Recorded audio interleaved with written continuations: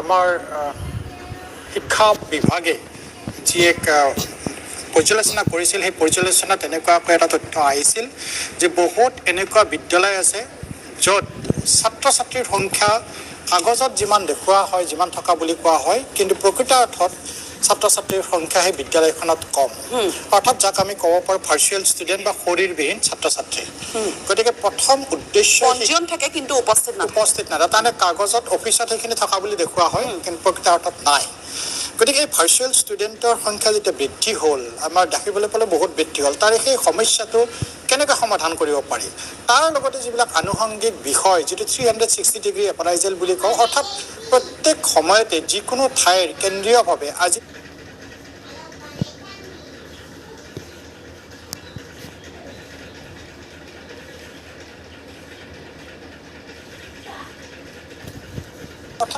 প্ৰত্যেক সময়তে যিকোনো ঠাইৰ কেন্দ্ৰীয়ভাৱে আজি এই বিদ্যালয়খনত কিমানজন ছাত্ৰ ছাত্ৰী উপস্থিত আছে, শিক্ষক শিক্ষয়িত্ৰী কিমান উপস্থিত আছে, বা আগতে যিটো কোনোবা এজন যদি ৰিটায়াৰমেণ্ট হ'ল, ৰিটায়াৰমেণ্টৰ পিছত কিমানটা পোষ্ট ভেকেণ্ট হৈ আছে, এই সকলোবিলাক তথ্য অনাৰ কাৰণে এই ধৰণৰ ব্যৱস্থা কৰা হৈছিল।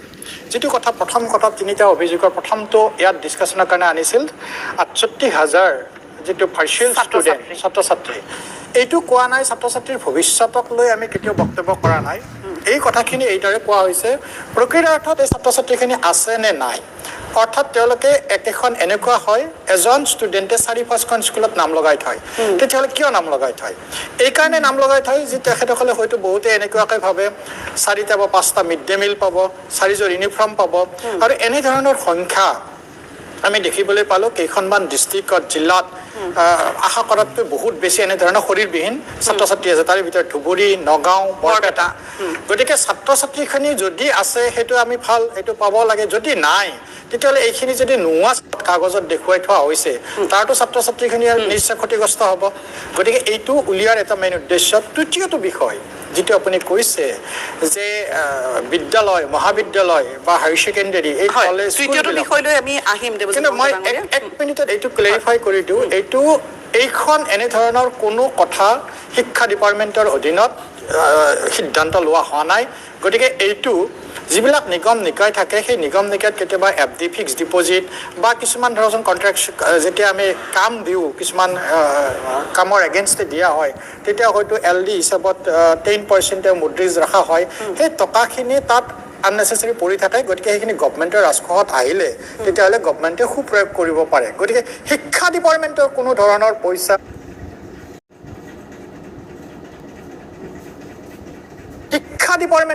ধৰণৰ পইচা মুকলি প্ৰতিষ্ঠানৰ জৰিয়তে ধন সংগ্ৰহৰ কাৰণে দিব বুলি শিক্ষা ডিপাৰ্টমেণ্টে কোনো ধৰণৰ নটিচ জাৰি কৰা নাই। আৰু সেইটো পেপাৰ বা নিউজ পেপাৰ বা সংবাদ মাধ্যমত যি প্ৰকাশিত হৈছে, সম্পূৰ্ণভাৱে এইটো অসত্য।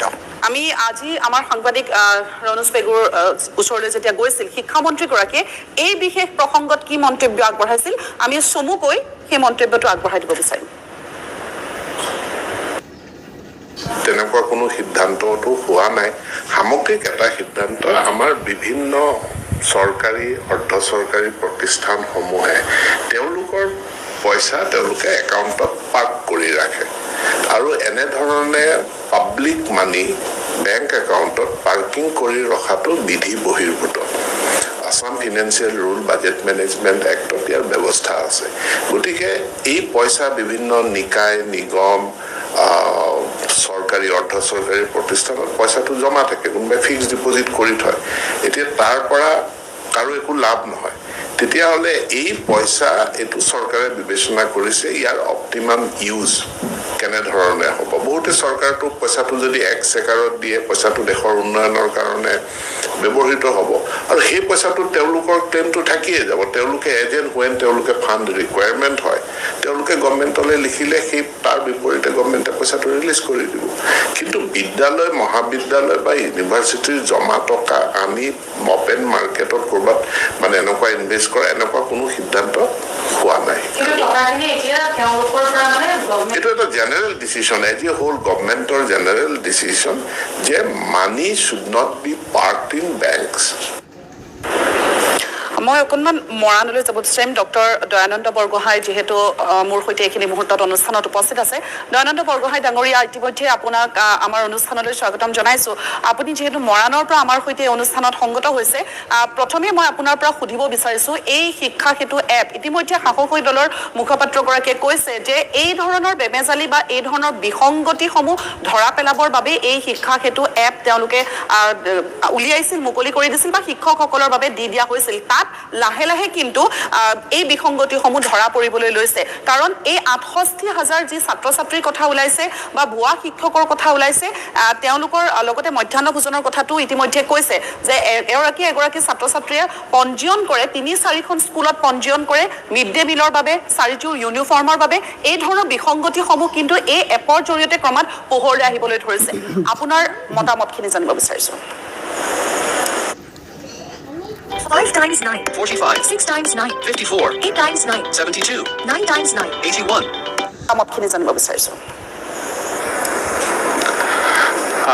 NKTVক ধন্যবাদ এটা জ্বলন্ত সমস্যা ঠিক নহয় শিক্ষা বিভাগৰ দ্বাৰা সমগ্ৰ জাতিটোৰ কাৰণে বিশেষ অৰিহণা যোগাবৰ কাৰণে যি ব্যৱস্থা ল'ব খুজিছে তাত আমাৰ ফালৰ পৰা অভিনন্দন থাকিব মই যেহেতু কাউন্সিলৰ হায়াৰ ছেকেণ্ডেৰী এডুকেশ্যন কাউন্সিলৰ মই চেয়াৰমেন আছিলোঁ প্ৰায় 4টা বছৰ সেই সময়ত কাউন্সিলখনৰ ভিতৰ চৰা সম্পৰ্কে আমাৰ বহুত কথা আছিল যিবোৰ কথা সময়ে ওলাই আছে এতিয়া চৰকাৰে গোটেই ব্যৱস্থাটো নিজৰ বিভাগৰ অধীনলৈ আনিব খুজিছে এইটো কোনো বেয়া কথা হোৱা নাই কিন্তু চৰকাৰী কাম কাজবোৰ যেনেদৰে যিমান সোনকালে কৰিব লাগে সিমান সোনকালে যদি শিক্ষা বিভাগত এইটো কৰা নাযায় তেতিয়াহ'লে শিক্ষা বিভাগত সামান্যতম বিজুতি ঘটিলে এই গোটেই ব্যৱস্থাটোত খেলিমেলি আহি যাব কিয় কোনোবা শিক্ষকে যদি দীৰ্ঘদিন দৰমহা নাপায় ক'ৰবাত যদি কিবা দিবলগীয়া অৱস্থাত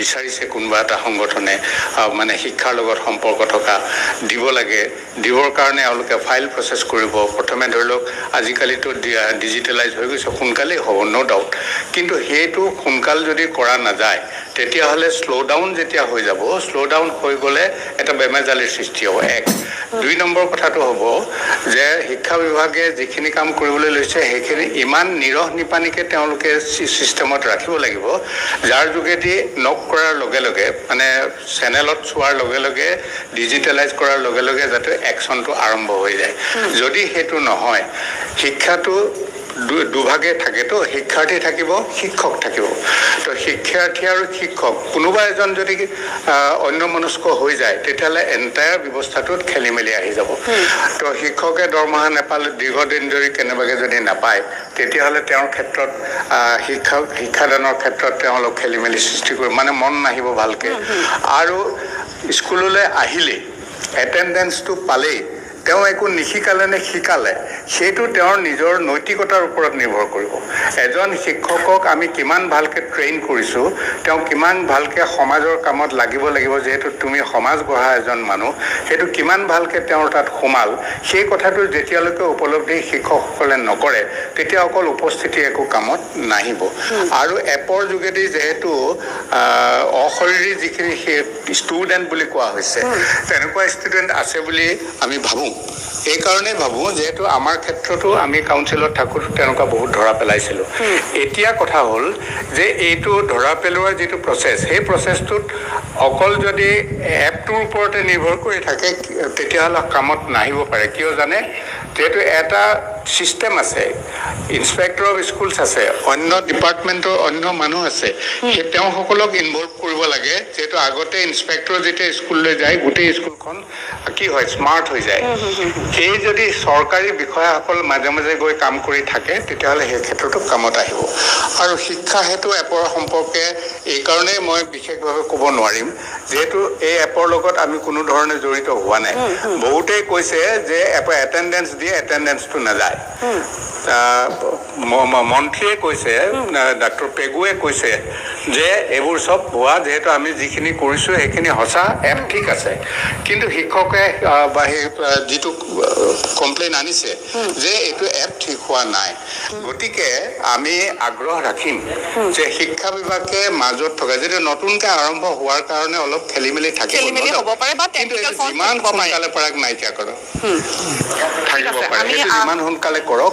আৰু অট'নমাছ যিবোৰ বডি আছিলে শিক্ষাৰ ক্ষেত্ৰত সেইবোৰ এতিয়া নোহোৱা কৰিব খুজিছে। সেইবোৰ নোহোৱা কৰাৰ লগে লগে তাত থকা মানুহকেইজন কিমান এক্টিভ হৈ কামত লাগিব পাৰিব আৰু লগাব পাৰিব, সেইটোৰ ওপৰত এই গোটেই মানে স্বায়ত্ত শাসনৰ যিটো ব্যৱস্থা সেইটো নাইকিয়া কৰিব খুজিছে, সেইটো কিন্তু অলপ চাই লোৱা ভাল বুলি মই ভাবোঁ।